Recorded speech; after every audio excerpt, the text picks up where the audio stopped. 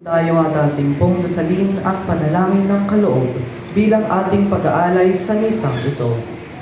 Panginoon, tanggapin mo po ang aming handog, bunga ng aming pinagpaguran at ang pagunlad ng mga kaloob na iyong bigay. Basbasan mo kami at ang aming mga handog, gawin mo kaming kasangkapan sa pagpapalaganap ng iyong kaharian. Amen. Magsitayo tayo.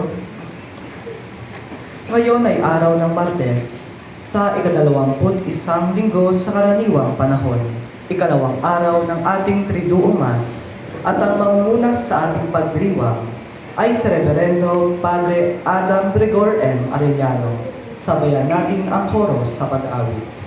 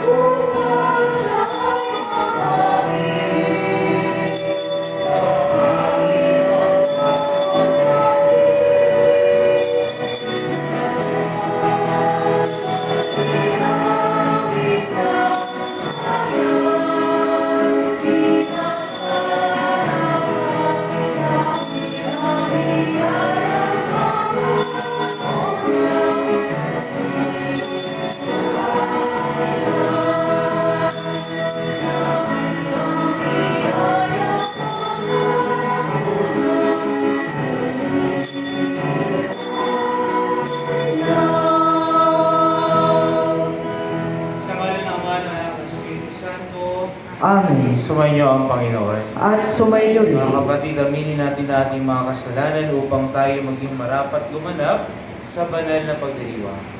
Inaamin ko Sa makapangyarihan Diyos at sa inyo mga kapatid, na lubha kong nagkasala sa isip, sa salita at sa gawa, at sa aking pagpupula, kaya sinasamo ko sa malahal na Birhen Maria, sa lahat ng mga anghel at mga banal, at sa inyo mga kapatid, na ako'y ipanalangin sa Panginoong ating Diyos. kaawaan tayo ng mga Panginoon Diyos, patawarin tayo sa ating mga kasalanan, patubayan tayo sa buhay na walang hanggan.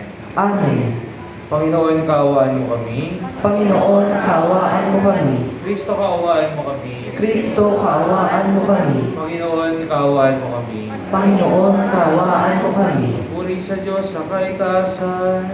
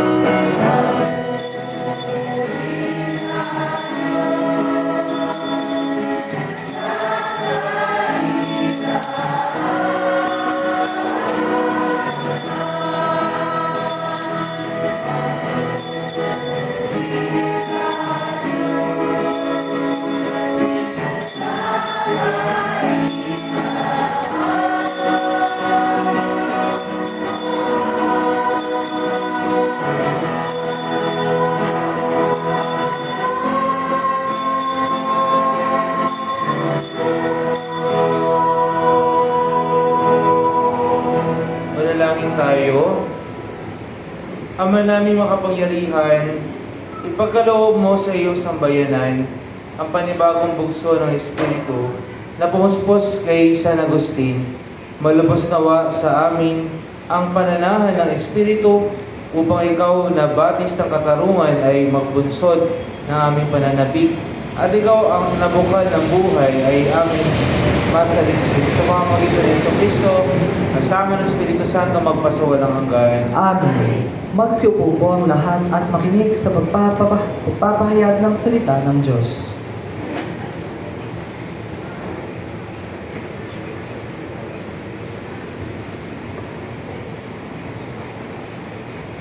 Pagbasa mula sa unang sulat ni Apostol San Pablo sa mga taga-Tesalonica. Kayo na rin, mga kapatid, ang nakababatid na hindi nawala ng kabuluhan ang pagpunta namin sa inyo. Alam ninyong hinamak kami't inalipusta sa Filipos, gayon may pinalakas ng Diyos ang aming loob upang ipahayag sa inyo ang mabuting balita sa kabila ng maraming hadlang. Ang pangangaral namin hindi udyok ng kamalian, ng kahalayan, o ng hangad na manlinlang. Minarapat ng Diyos na ipagkatiwala sa amin ang mabuting balita, kaya nangangaral kami upang bigyang kasiyahan, hindi ang tao, kundi ang Diyos na nakasisiyasat ng ating puso.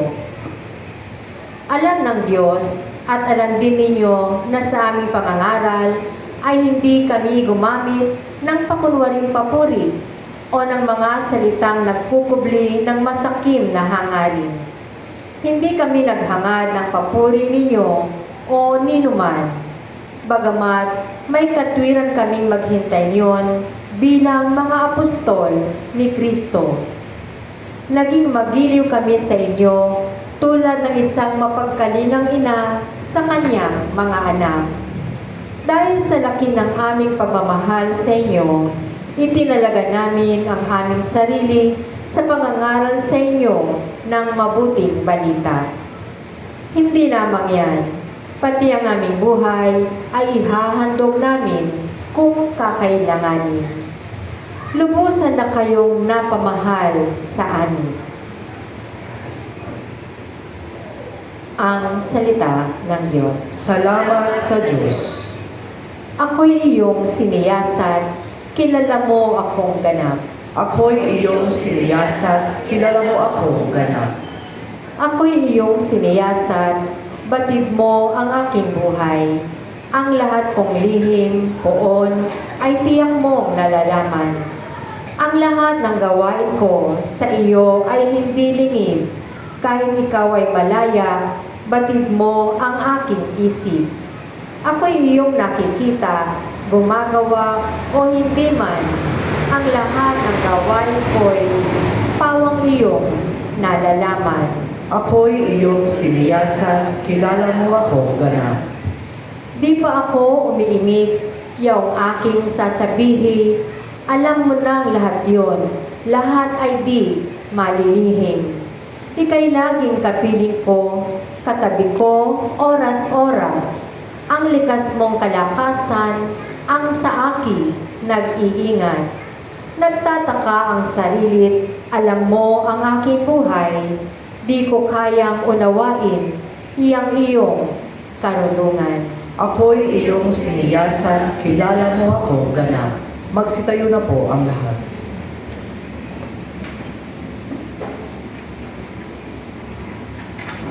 Hallelujah.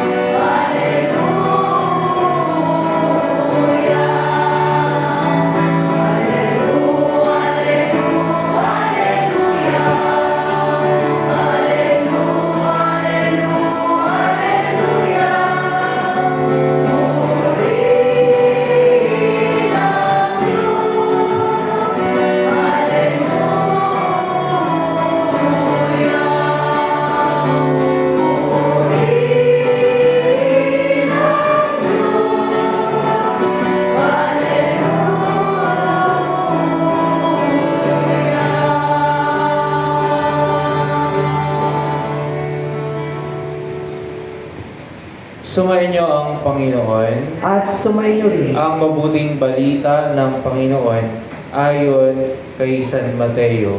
Papuri sa iyo, Panginoon. Noong panahon iyon, sinabi ni Jesus, sa aba ninyo, mga eskriba at mga pariseyo, mga mapagpaimbabaw, ibinigay ninyo ang ikapu ng gulaying walang halaga, ngunit kinaliligtaan ninyong isagawa ang lalong mahahalagang aral sa kautusan, ang katarungan, ang pagkahabag, at ang katapatan. Tamang gawin ninyo ang mga ito, ngunit wag naman ninyong kaligtaan gawin ang iba.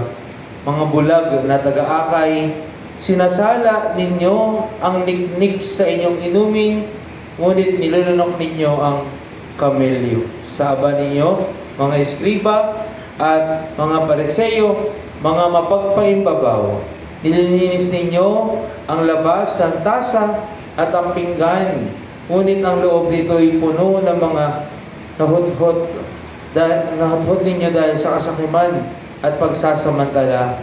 Bulag na pariseyo, linisin mo muna ang mga nasa loob ng tasa at ng pinggan, at magiging malinis din ang labas nito.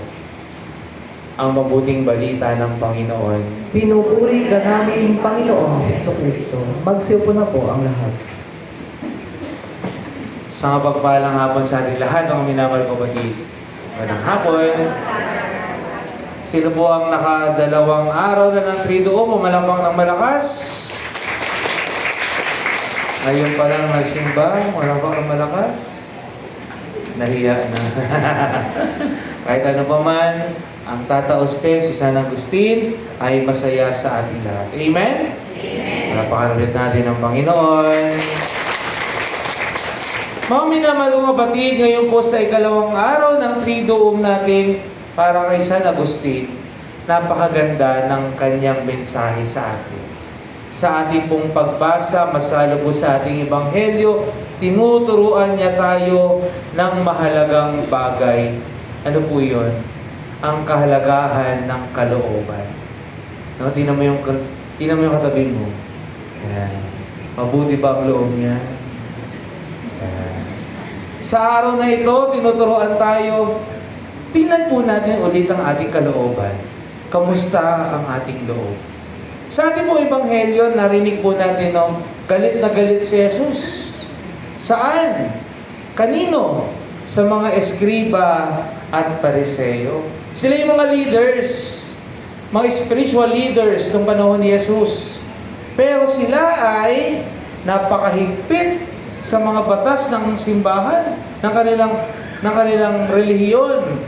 Ngunit napansin ni Jesus na mayroon kulang sa kanila. Ano yon? Katarungan, pag-ibig, yung kabusilakan ng puso. Dahil sabi ni Jesus, linisin muna ang loob at magiging malinis din ang labas nito. Mga minamahal mo kapatid, no? Dito po galit na galit si Jesus kapag tayo po ay mapagpaimbabaw. Kapag tayo ay mga pakitang tao lamang, kapag inuuna natin ang ating mga panglabas sa pangangailangan, hindi ang ating kalooban. Dahil kapag nasira ang loob, sira na din ang panglabas. Mga minamahal ko kapatid, ito rin po yung tinuturo ni San Agustin. Tinuturuan tayo ni San Agustin yung interior conversion. Ano yung interior conversion? Yung pagbabago ng puso. Hindi ba alam natin na si San Agustin ay isang dating makasalanan? Si San Agustin ay dating lahat ng bisyo daw ay nagawa niya na. Si San Agustin lahat ng kasalanan ay nagawa niya na. Ngunit nung natagpuan niya na ang Panginoon, iyon ang nagpabago sa kanyang buhay. Anong sabi ni San Agustin?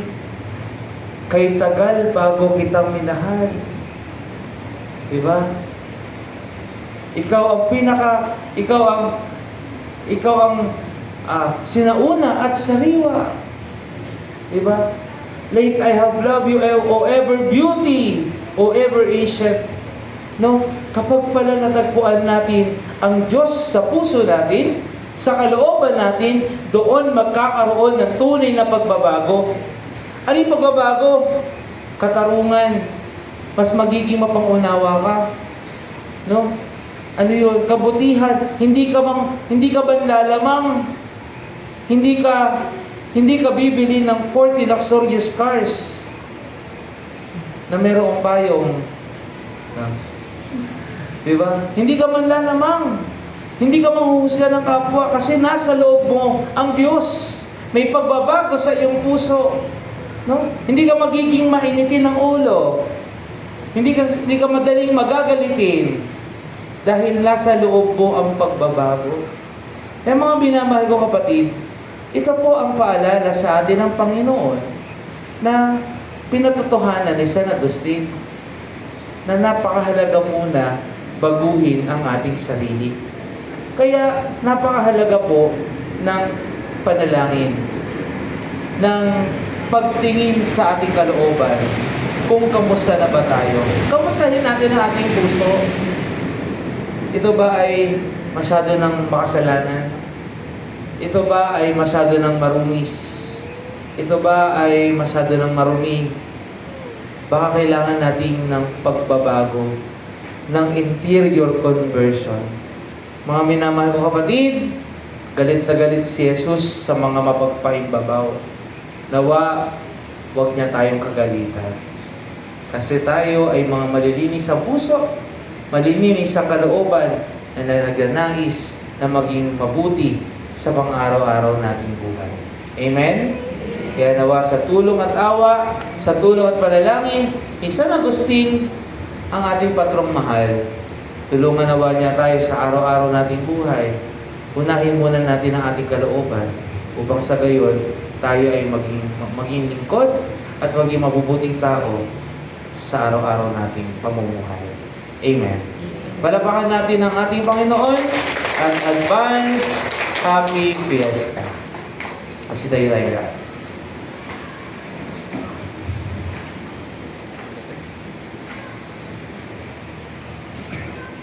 At itipon bilang bayan ng Diyos, dalhin natin ang ating mga pangangailangan sa Ama at manalig tayo sa Kanyang pagbibigyan at ng ating kahilingan na ating tutugon. Ama, basbasan mo ang taos-puso naming pananalangin. Ama, basbasan mo ang taos-puso naming pananalangin.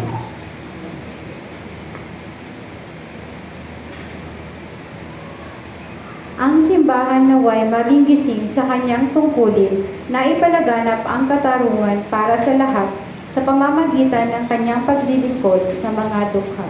Manalangin tayo sa Panginoon. Ama, basbasan mo ang taos-puso naming pananalangin.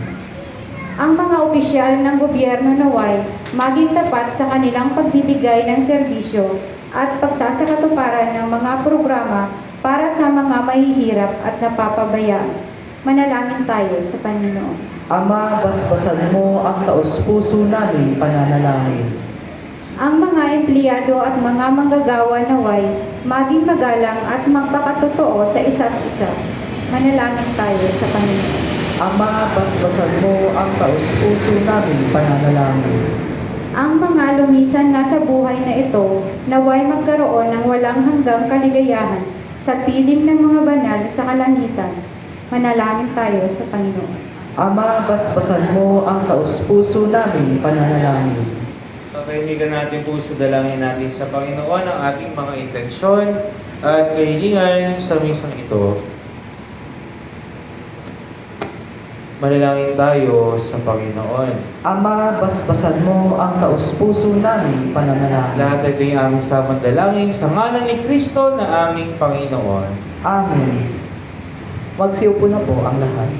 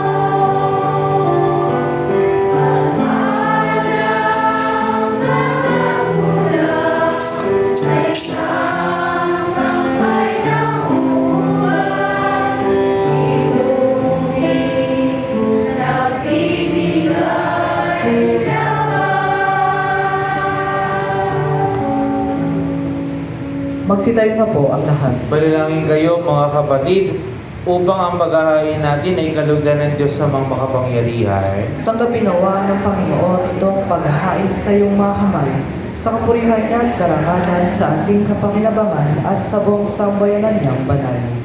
Ama namin lumikha sa pagdiriwang namin, sa pagtubos ng iyong anak sa amin, maihain nawa ngayong ginugunita si San Agustin ang papakinabang sa matapat na pagsasama sa panandang ito ng pag-ibig at pagkakaisa.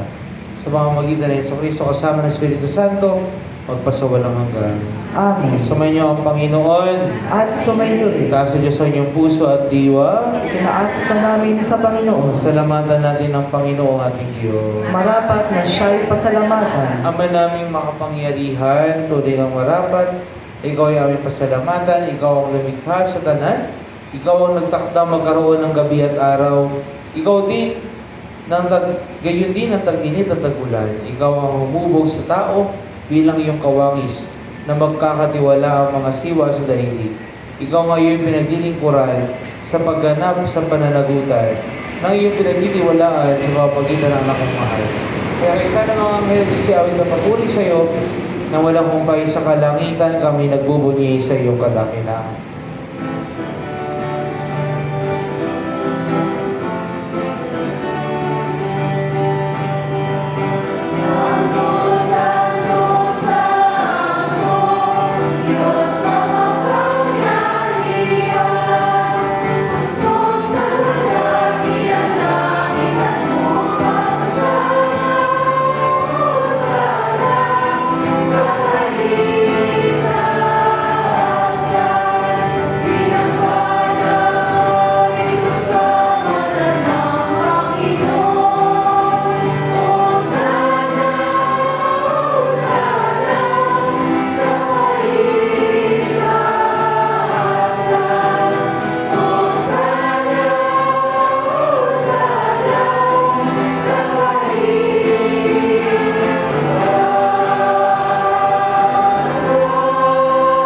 Magsilod po ang lahat.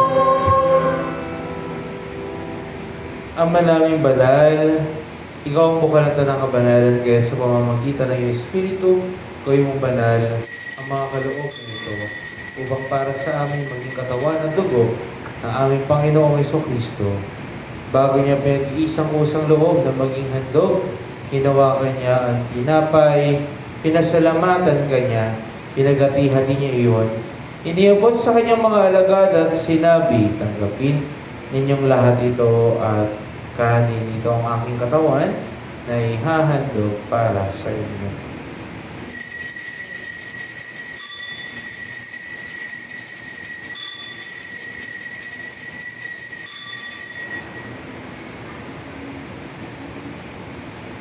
Gayun din naman matapos ang hapunan, hinawakan niya ang kalis. Muli kanyang pinasalamatan, ipot niya ang kalis sa kanyang mga alagad at sinabi, tanggapin ninyong lahat ito at inumin ito ang kalis ng aking dugo. Ang bago at hanggang tipan ng aking dugo na ibubuhos para sa inyo, para sa lahat sa pagkapatawad ng mga kasalanan, gawin ninyo ito sa pag-alala sa akin.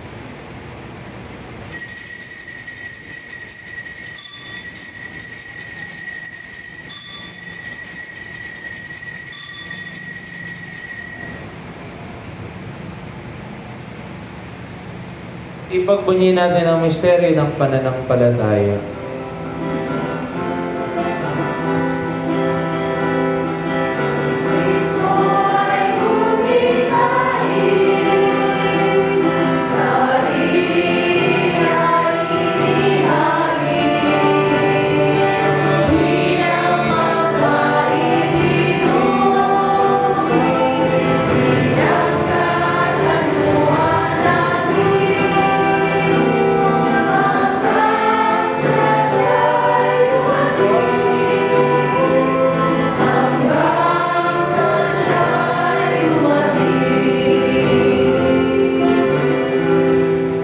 Ginagawa namin iyon ang pag-alala sa pagkamatay at muling pagkabuhay ng iyong anak, kaya't iniaalay namin sa iyo ang tinapay na nagbibigay buhay at ang kalis na nagkakaloob ng kaligtasan.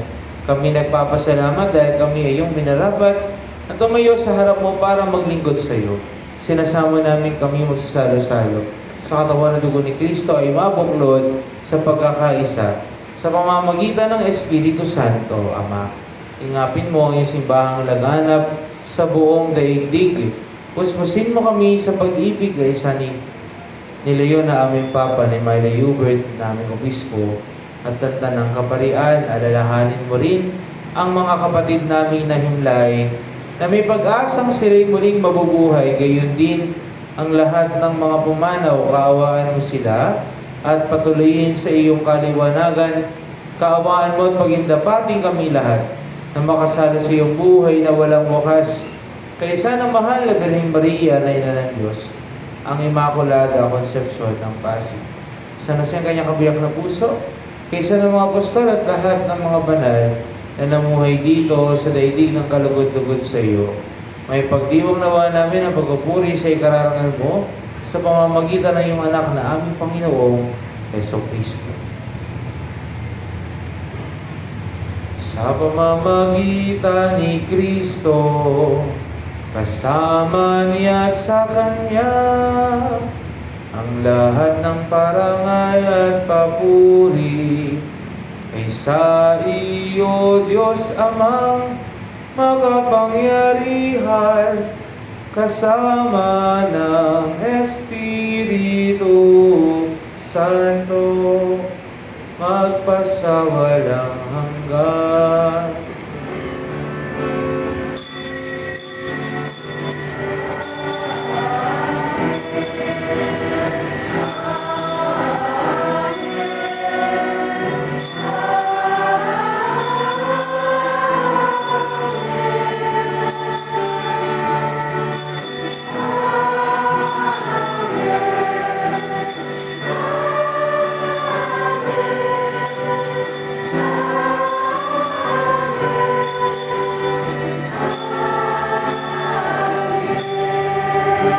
Magsitayo na po ang lahat.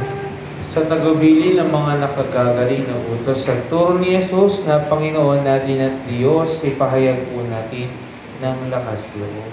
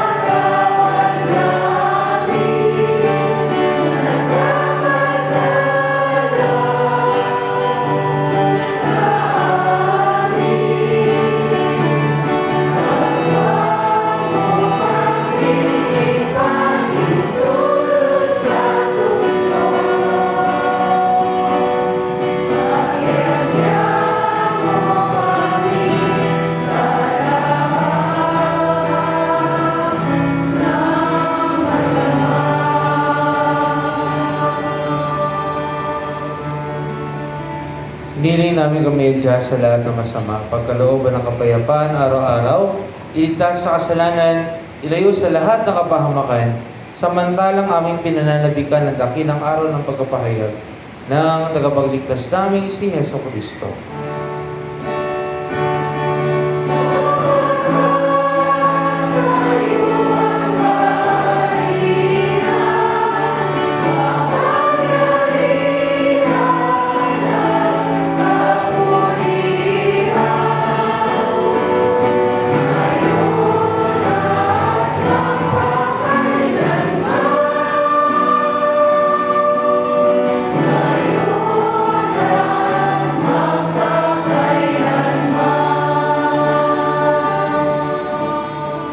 Panginoong Jesucristo, sinabi mo sa iyong mga apostol, kapayapaan ang iniiwan ko sa inyo, ang aking kapayapaan ang ibinibigay ko sa inyo. Tunghayan mo ang aming pananampalataya at wag ang aming mga pagkakasala. Pagkalooban mo kami ng kapayapaan at pagkakaisa, ayon sa iyong kalooban, kasama ng Espiritu Santo, magpas sa walang hanggan. Amen. Ang kapayapaan ng Panginoon ay laging sumainyo. At sumainyo rin. Magbigayan kayo ng kapayapaan sa isa't isa.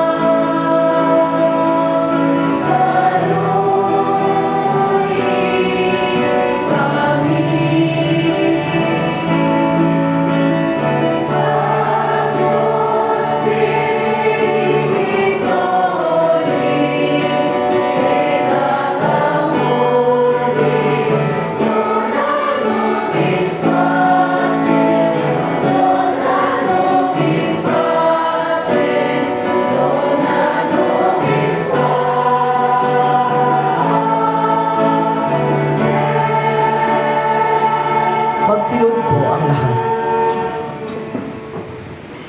Mga kapatid, darating si Jesus, ang Kordero ng Diyos. Siya nag-aalis sa mga kasalanan sa libutan. Mapalad tayong inaanyayahan sa kanyang piging. Panginoon, hindi ako karapat-dapat na magpatuloy sa iyo, ngunit sa isang salita mo lamang ay gagawin na ako.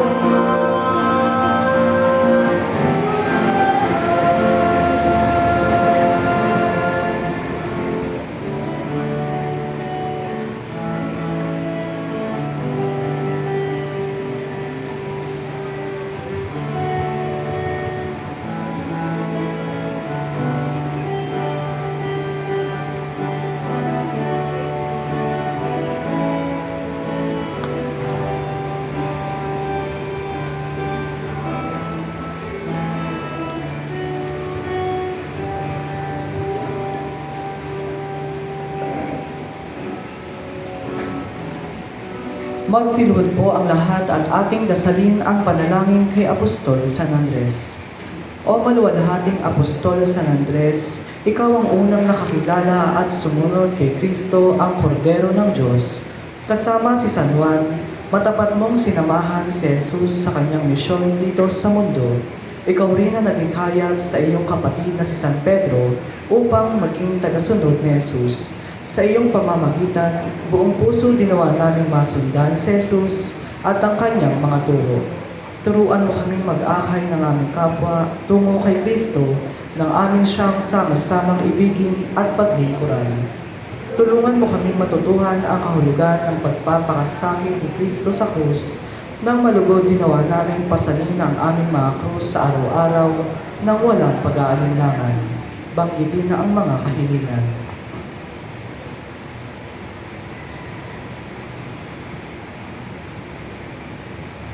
Ama naming makapangyarihan, kami nakikiusap na iyong paunlakan sa hiling namin kami laging idalangin sa iyong harapan. Ni Apostol San Andres na nangaral at nangasiwa sa iyong sambayanan. Sa pamamagitan ni Jesucristo, kasama ng Espiritu Santo, magpa sa walang hanggan. Amen. Apostol San Andres, magsitayo na po ang lahat. Manalangin tayo.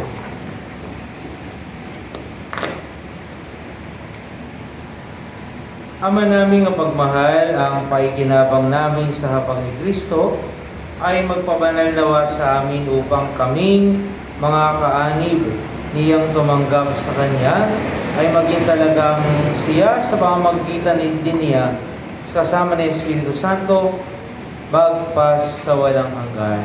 Amen. Mga minamahal kong kapatid, tatlong mahalagang bagay ang tinuturo sa atin na ating Panginoon at ni San Agustin. Una, ang loob ay mahalaga. Ang ating kalooban ay mahalaga. Hindi sapat na panlabas lamang, pakitang tao lamang, o gawain pang relihiyon kung ang puso natin ay puno ng inggit, ng kapalaluan, at ng walang katarungan. Pangalawa, ang pag-ibig at ang awa ang sukatan ng grasya ng Diyos. No? Katulad ng ang tunay na relihiyon, nagpapakita ng pag-ibig at malasakit. At kung wala tayong pag-ibig at malasakit, baliwala ang ating ginagawa. Amen? Amen. Pangatlo, ang pagkabagong loob ay kailangan araw-araw. Si San Agustin mismo nagsabi at nakaranas ng maruming pamumuhay at siya ay nagsumikap, natuklasan niya ang Diyos sa kanyang kalooban, sa kanyang puso. Kaya dapat araw-araw ay makita natin ang Diyos na kumikilos sa ating buhay at siyang magpapabago nito sa ating kalooban. Amen? Amen. With that, at muli, happy advance, happy fiesta po sa ating lahat. Palakpakan natin ang Panginoon. Sabay niyo ang Panginoon. Pagpalain kayo ng makapangyarihang Diyos, Ama, Anak at Espiritu Santo. Amen. Tapos sa ating misa, umayo kayong taglay ang kapayapaan at pag-ibig ng Panginoon. Salamat sa Diyos. Magandang hapon sa ating lahat.